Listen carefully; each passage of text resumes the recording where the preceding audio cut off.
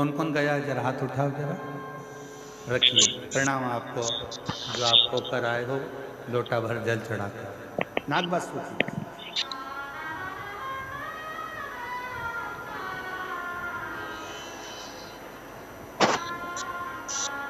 संगम के तट पर अक्षयवट के नजदीक में नाग वासुकी का मंदिर है।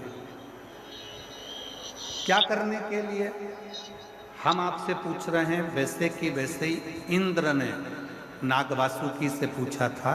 जो भगवान शंकर के गले में सर्प है वासुकी नाग, उससे पूछा था कि तुम त्रिवेणी के संगम पर क्यों आए। जो इंद्र ने पूछा था, जो गरुण ने पूछा था, जो वरुण ने पूछा था, जो देवताओं ने पूछा था, आज वो प्रश्न हम भी आपसे पूछते हैं कि तुम संगम के तट पर क्या करने के लिए।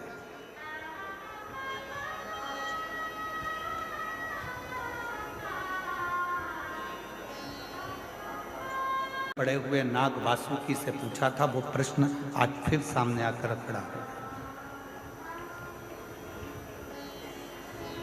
देवताओं ने नाग वासुकी से पूछा कि तू त्रिवेणी के संगम पर क्या करने आया।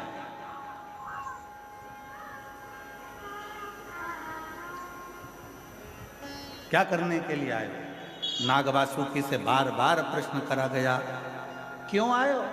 ये गंगा यमुना सरस्वती के संगम पर नाग वासुकी क्या कर। आज वही प्रश्न हम आपसे कर रहे हैं, क्योंकि आप सब प्रयाग के रहने वाले हो। आपसे पूछा जाए कि आप त्रिवेणी के संगम पर क्या करने आए, प्रश्न यहां खड़ा होता है।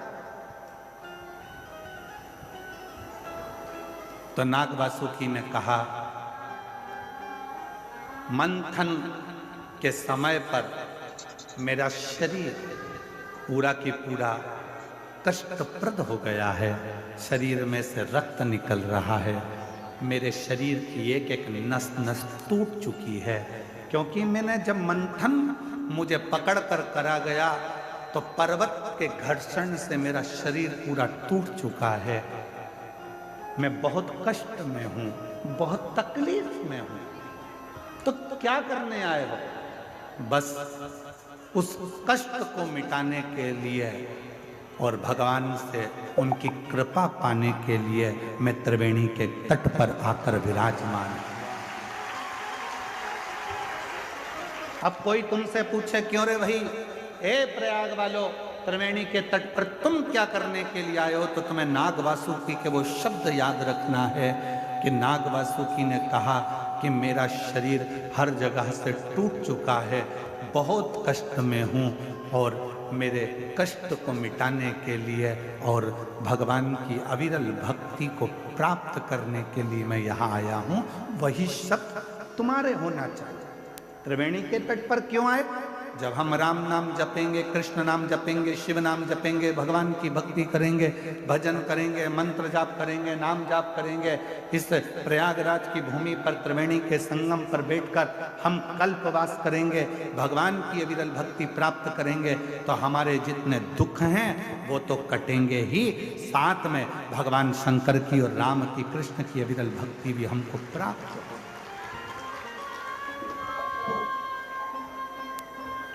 हम क्या करने के लिए।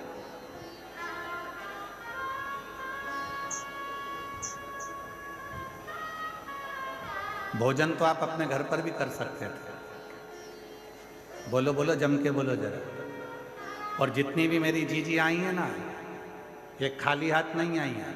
घर से कुछ ना कुछ खुरमा, मठरी, चक्की, लड्डू, तिल्ली का कुछ ना कुछ बनाकर लाई हैं। जैसे ही अंदर देरी होती है निपटा जाती है।